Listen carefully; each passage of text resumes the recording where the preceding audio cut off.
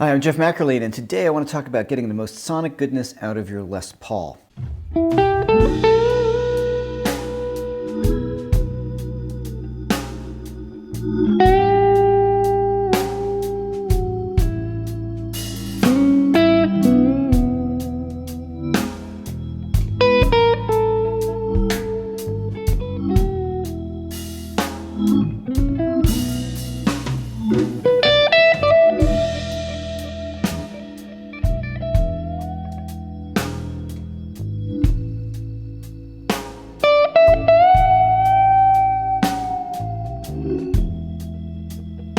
First of all, if you like the channel, please subscribe and hit the like button. It really helps me out quite a bit. Also, if you enjoyed my playing at the beginning of the video, I have numerous instructional videos on how to get your blues guitar playing to the next level and your blues rock guitar playing. So that will be at the links below on my website, jeffmcearlain.com. So let's get to it. Some of my favorite guitar players of all time play Les Pauls. Early Eric Clapton on the Beano record and the first Cream record, Fresh Cream. Peter Green, of course. Jimmy Page, and early Jeff Beck. And more modern guitar players, certainly Joe Bonamassa comes to mind as being a Les Paul guy. So all these guitar players, they're great and they're very dynamic. And you see them when they play, they're always changing their tone with their fingers and their hands, but also the first thing that they're doing is changing their tone knob and volume knob a lot. They're all playing 50s era Les Pauls. So all those guitars have what we call 50s wiring. This is a 1957 Murphy Lab reissue. It's a great guitar. I really love this thing. Super great guitar. That'll be a different video. And of course it comes with the 50s wiring because it's a 50s reissue. So largely what that means, as you can see in the diagram here, is that the capacitor, that's the little thing that goes between your tone knob and your volume knob that turns your tone knob into a tone knob, is attached to a different lug on both the volume knobs and the tone knobs. There's so many great videos online about people talking about the exact difference, how it adds capacitance or resistance. I don't really care about that. All I know is I like the sound of the 50s wiring a lot more. First thing that came to my mind, of course, is I love Jimmy Page, and he's playing a Les Paul, and he's always getting different sounds out of it. And a big part of that is the 50s wiring. The most noticeable thing I get from 50s wiring as opposed to modern wiring is when you turn your volume knob down, your guitar tone remains bright and clear. In modern wiring, if you don't have a treble bleed on it, I personally don't like treble bleeds. I don't think they sound as good as 50s wiring with no treble bleed. What a treble bleed does is it keeps your guitar pickup bright as you turn down the volume. I've never found ones that I like nearly as much as the 50s wiring, but your mileage may vary. So what's important to me in my guitar tone is clarity. I want the guitar to sound as clear as possible and not congested or dark or anything like that. So if I'm playing my neck pickup on this Les Paul, I have the amp set a little gainy. That's full volume on neck pickup. That's full volume. Now, I'm not going to play rhythm with that. It's a bit too much. Like, you know, that neck pickup on Les Paul can sound a bit woolly. So it's great for leads if I'm going to boost things up a bit. So I'm always looking for the guitar amp to be interactive with the way I play guitar, right? So as I roll back my volume, the amp will clean up.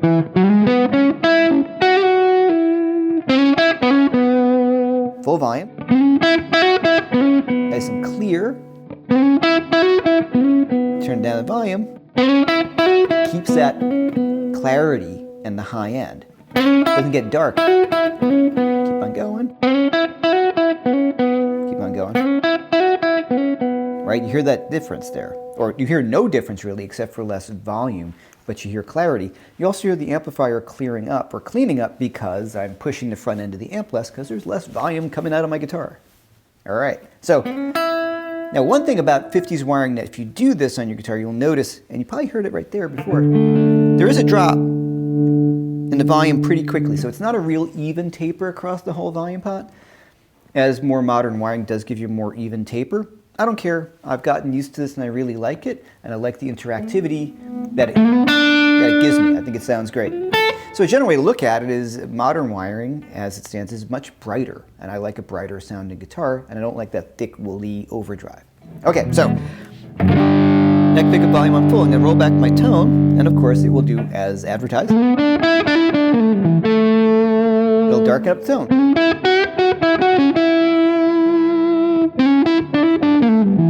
that clap, that kind of like fuzzy sound, the woman tone. That's, you do that in the neck pickup and you roll back your tone knob. Now one thing, the numbers on my tone knob and volume knob don't really mean much to me. I go by my ear. It's going to be different with what kind of capacitor you use, what kind of brand pots, and all those kind of things.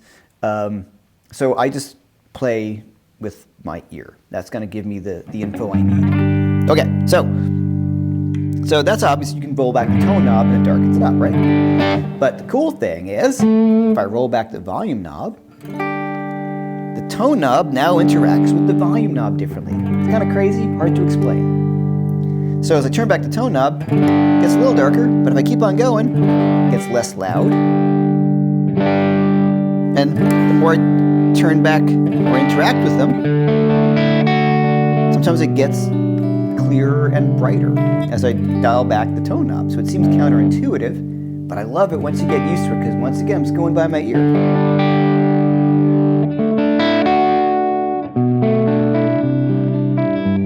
So all the way up.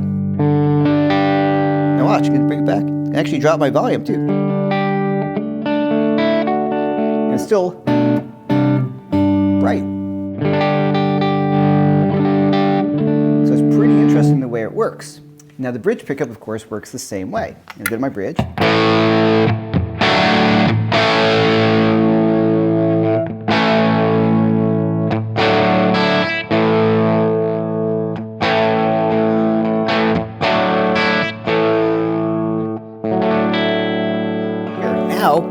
Check this out, I'm going to roll back the tone knob and I get less volume and an even cleaner, thinner, in a good way, guitar tone. So it's almost a bit acoustic sounding, you know, in that kind of high end that you get going on.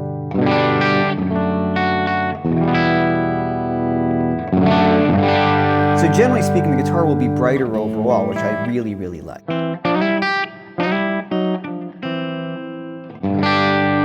Now, I can mix the two pickups, which is one of my favorite things to do, as is Jimmy Page's favorite thing. And here, you start to mix the two of these together. So watch this, let's say that's a bit dark. I just roll down the neck pickup a little bit. I could dial them in to where I get that cool mix of both, kind of phasey position. I turn the volume down on both. Let's just say we're going to go about to 8 on both, see what happens. If I want less low end, I'll just turn down. That's what you see Jimmy Page doing all the time. He would play between those and change the volume. Also, a beautiful thing about a Les Paul, the way it's designed. Check this out. I can turn the two together. How cool is that, right? So I can change my tone by moving the volume with both my hands. A little tricky, but it's a cool trick. A tricky trick. All right, so once again, I can start messing with the tone knobs and get just a huge array of guitar sounds that I love about the 50s wiring. When I pick up a Les Paul and it has standard wiring, I feel like something's wrong. I start playing and I'm like, oh, this just doesn't feel right to me. Once again, this is really all opinion or flavor, what you like in the guitar.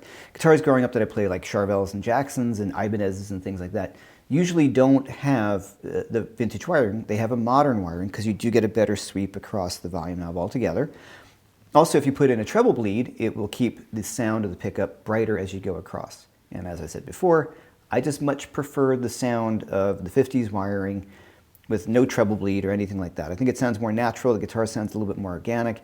It definitely is much more interactive, the way the tone and the volume knob work with each other. Sometimes it's not intuitive, but once again, I just start doing everything by ear, and I like the way it sounds. It comes together. Okay. Other things about a Les Paul is how I dial it in. So once again, let's go to the neck pickup, right? Full volume. I'm going to go to my bridge, full volume.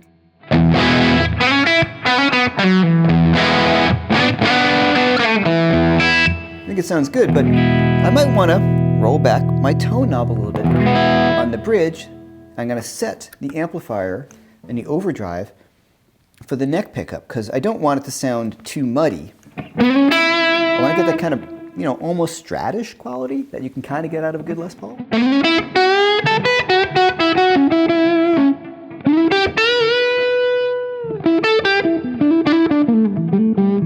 when I go to the bridge pickup,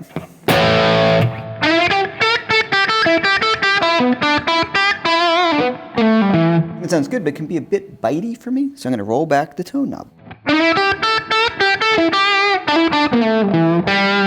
So I took the top end off, it kind of matches the neck a little more.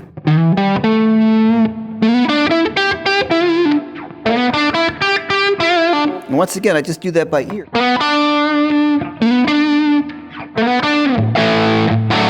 As opposed to...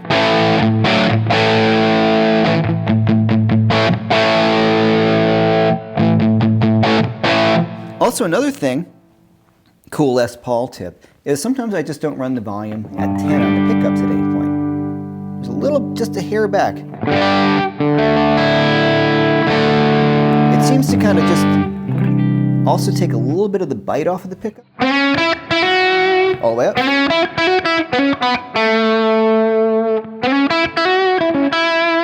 Now, obviously it takes down the volume a hair and the gain, but there's something about that I really like. There's a real nice clarity to the tone when I roll back the volume just a little bit. Same thing on my neck. Volume just back a hair. You find that magic spot. There it is.